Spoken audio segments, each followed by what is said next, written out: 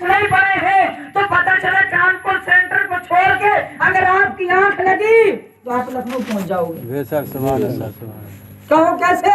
اس لیے کہ ہندی یا انگلش آتی نہیں تھی، اس وجہ سے دوسرے نے غلط اسٹیشن بتایا اور ہم پہنچنا کہیں کا پہنچ گئے کہیں.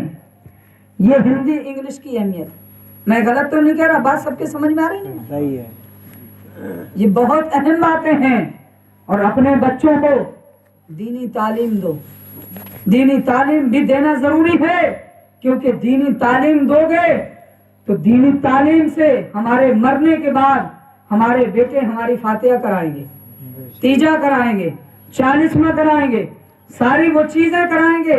اور ساری چیزوں کے ساتھ ساتھ ہمارا کبھی وقتاً فوقتاً کہیں جمعرات کو کہیں کسی کو فاتحہ پڑھ کے ہمارے لیے ایصال کریں گے. اور جب بھی ہمیں کوئی پریشانی بھوت پریت کی ہوگی تو ہمیں اور آپ کی پریشانی گھر بیٹھے حل ہو جائے گی. کون سے مولانا کو بلانے نہیں پڑے گا.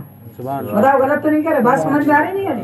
اگر عربی اردو پڑھایا ہے اور عربی سے ایک دو نہیں سینکڑوں فائدے ہیں. اگر آپ کو صرف آیت الکرسی یاد ہے تو ایک گھر میں آپ کا بیٹا آیت الکرسی جسے یاد ہے وہ بیٹھا ہوا ہے، وہ قرآن پڑھ رہا ہے، اور دوسرا بغل میں بیٹھا انجینئر بیٹھا ہے، ڈاکٹر بیٹھا ہے، وہ بیٹھا ہے کتاب لیے ہے. تھوڑی سی بھی کھٹ پٹ ہوگی انجینئر ہل جائے گا. یار کہیں سے کوئی بھوت آیا ہے، غلط تو نہیں کہہ رہے؟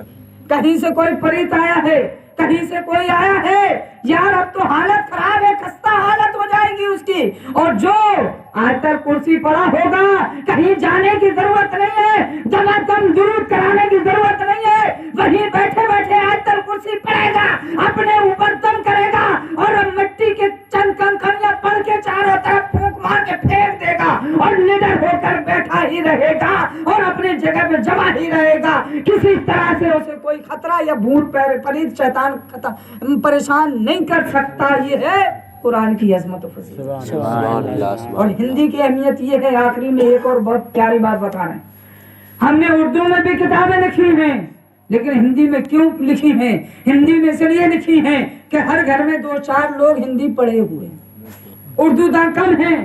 اگر ہیں بھی تو اردو میں اتنا انٹرسٹ نہیں ہے، اور دوسری بات ہے بھی تو اس کا مطلب نہیں سمجھتے. اور ہندی سلیس زبان میں نے اس لیے کتابیں لکھی ہیں.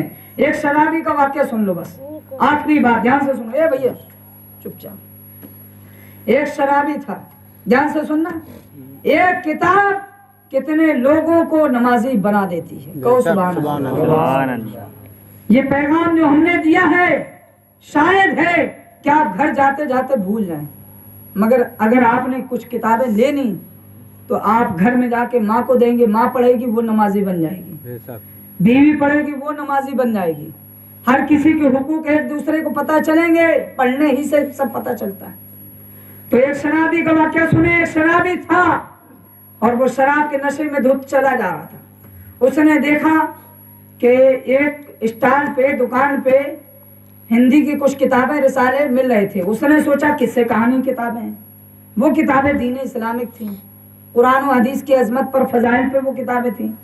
تو اس نے کس سے کہانیاں سمجھ کے اس نے وہ کتابیں لے لی خرید لی، اور خرید کے لے کے گھر پہ جا کے ایک سائڈ میں رکھ دی، اور خود نشے میں تھا، دودھ تھا، گھر پہ جا کے سو گیا. صبح جب اس کی آنکھ کھلتی ہے فجر میں تو وہ کیا دیکھتا ہے؟ آنکھیں کھولتا جا رہا ہے، کیا دیکھ رہا ہے کہ میری بیوی اور بیٹی دونوں نماز پڑھ رہی ہیں. سبحان اللہ. بیوی بھی نماز پلس بیٹی بھی نماز پڑھ رہی ہے. اب وہ کہتا ہے یا اللہ کیا کرشمہ میرے گھر میں ہو گیا، کیا معاملہ ہو گیا کہ کبھی جس نے زندگی میں سجدہ نہیں کیا وہ آج نماز پڑھ رہا. نماز کے بعد اس نے دیکھا کہ دونوں نے قرآن بھی پڑھا.